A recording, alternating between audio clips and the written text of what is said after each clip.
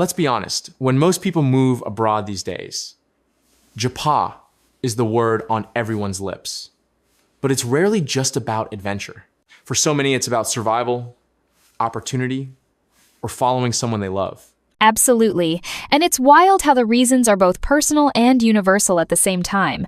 Some folks feel pushed out by tough conditions at home, while others are pulled by possibilities they can't find elsewhere. But I think a lot of us overlook what happens after we make the move. Totally. It's almost like the journey itself becomes the focus, and we forget to ask, what's my real purpose now that I'm here? What's fascinating is this isn't a new dilemma. People in the Bible faced similar crossroads. That's exactly what struck me the stories of Elimelech and Jacob. They left home too, but their outcomes couldn't have been more different. It wasn't the act of moving that defined them, but whether they carried purpose with them or just drifted. You mentioned Elimelech and Jacob. Let's dig into that. Elimelech leaves Bethlehem during a famine, but things sort of spiral. Jacob, on the other hand, is running for his life but later finds purpose. Then there's Abraham, who's given directions straight from God. The difference is so clear to me. Elimelech leaves for bread and ends up lost. Abraham leaves because he's carrying a promise. One is escaping, the other is journeying with intention. It makes you wonder, are we moving because of desperation or because we're following something deeper? I love that. It's almost like having a map inside you versus just leaving because you're hungry. I guess this is where the whole idea of purpose comes in, knowing why you left, not just how or where. Exactly.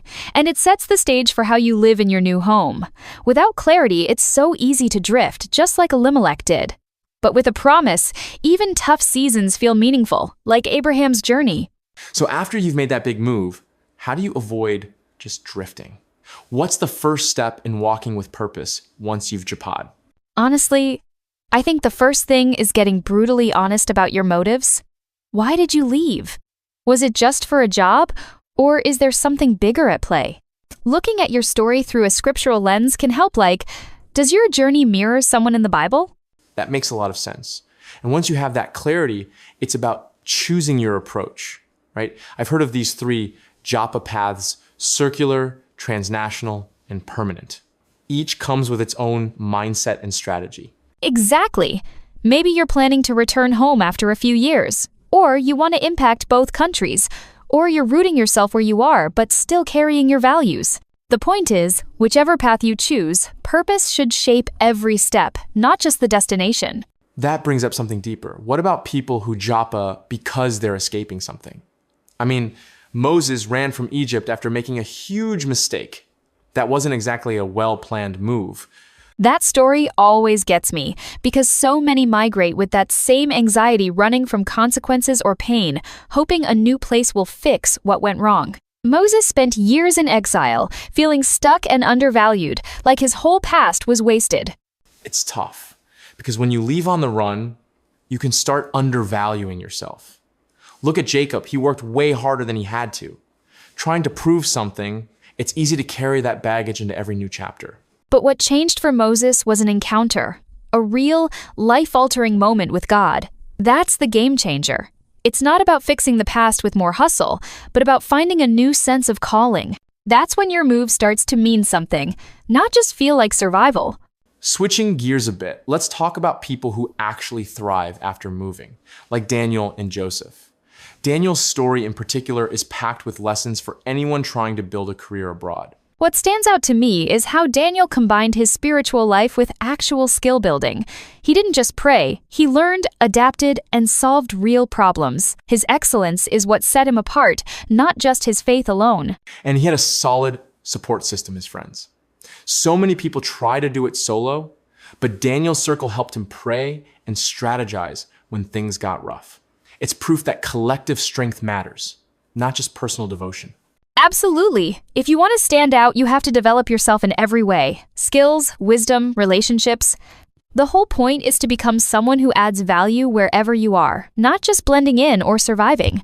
Now, some people feel the call to return home after years abroad, almost like Nehemiah and Ezra did.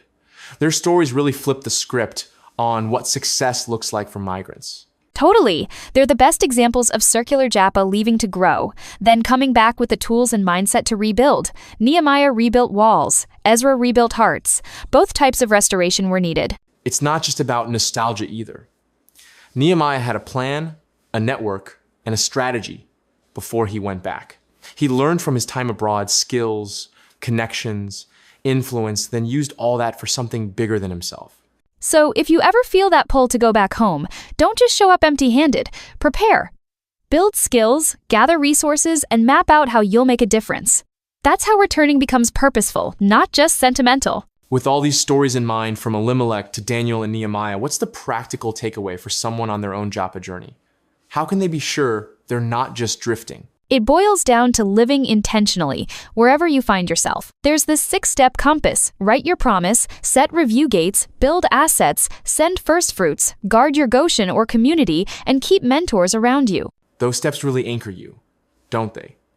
It's about having a vision, checking in on your goals, investing in yourself and others, and never losing sight of your roots or your purpose. Exactly. And purpose isn't a one-time thing, it's a journey. Whether you're abroad for 5 years, 50, or forever, you need that inner map. And if you want to go deeper, there's a whole book on this, Japa With Purpose. Get the book by Ephraim Unawigbe with the link in the description.